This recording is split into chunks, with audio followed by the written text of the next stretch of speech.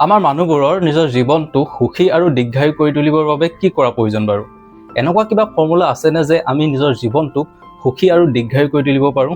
এই বিষয়ে বিভিন্ন বৈজ্ঞানিকে বিভিন্ন গৱেষণা কৰিছে আৰু এনেকুৱা এটা গৱেষণাৰ ভিত্তিতে পৃথিৱীৰ এনেকুৱা 5টা অঞ্চল পাইছিলে য'ত মানুহবিলাকে নিজকে সুখী বুলি কৈছিল আৰু তেওঁলোকৰ প্ৰতি 3জন ব্যক্তিৰ ভিতৰত এজন ব্যক্তিয়ে 90 বা 100 বছৰ ক্ৰছ কৰিছিল, যিটো আমেৰিকাতেই হওক বা আমাৰ ভাৰততেই হওক বা পৃথিৱীৰ যিকোনো অঞ্চলতেই হওক।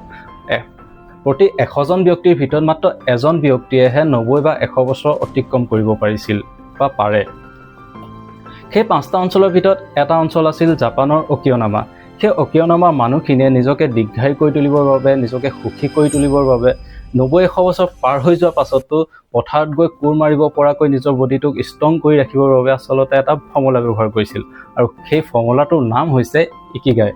এই কিতাপখনত অকিনাৱাৰ মানুহবিলাকে নিজৰ জীৱনটো দীৰ্ঘায়ু সুখী জীৱন কৰি তুলিবৰ বাবে কি ধৰণৰ ফৰ্মুলা ব্যৱহাৰ কৰে, মানে তেওঁলোকে কেনেকুৱা ধৰণৰ আহাৰ গ্ৰহণ কৰে যাৰ বাবে তেওঁলোকে 90-100 বছৰতো ইমান ষ্ট্ৰং হৈ থাকে, কেনেকুৱা ধৰণৰ ব্যায়াম কৰে, তেনেকুৱা বহুতো টপিকৰ ওপৰত এই কিতাপখনত লিখা আছে।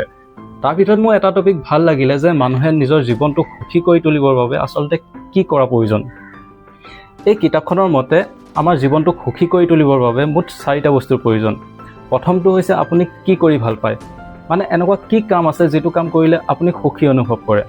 আৰু 2 নম্বৰতে আপুনি কি কামত ভাল, মানে আপুনি এনেকুৱা কি কাম আছে যিটো কামত আপুনি প্ৰাকৈত হয়।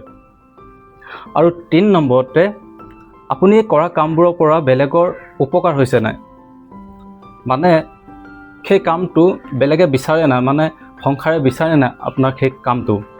আৰু 4 নম্বৰতে আপুনি কৰা এই কামবোৰৰ পৰা আপুনি পইচা পাইছে নাই।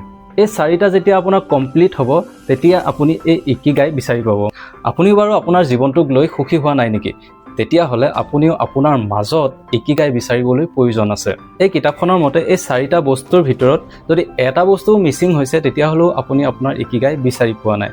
যেনে মানি লওক আপুনি এটা কাম কৰি ভাল পায়, সেই কামটোৰ পৰা আপুনি পইচাও পাইছে, সেই কামটোত আপুনি প্ৰাকৈতো, কিন্তু সেই কামটোৰ পৰা বেলেগৰ উপকাৰ হোৱা নাই, তেতিয়াও আপুনি আপোনাৰ ইকিগাই বিচাৰি পোৱা নাই। আৰু যদি সেই কামটো আপোনাৰ সংসাৰে বিচাৰেও, সেই কামটোৰ পৰা আপুনি পইচাও পাইছে, সেই কামটোত আপুনি প্ৰাকৈতো, কিন্তু সেই কামটো কৰি আপুনি ইমান ভাল নাপায়, তেতিয়াও আপুনি আপোনাৰ ইকিগাই বিচাৰি পোৱা নাই। এই 4টা বস্তু যেতিয়া আপুনি বিচাৰি পাব তেতিয়াহে আপুনি আপোনাৰ ইকিগাই বিচাৰি পাইছে, তেতিয়াহে আপুনি আপোনাৰ জীৱনটো সুখী কৰি তুলিব পাৰিব। কিতাপখন ভাল লাগিলে পঢ়ি, আপোনালোকেও পঢ়িব। ইকিগাই এখন জাপানৰ কিতাপ হয়, অসমীয়াটো অনুবাদ কৰা আছে।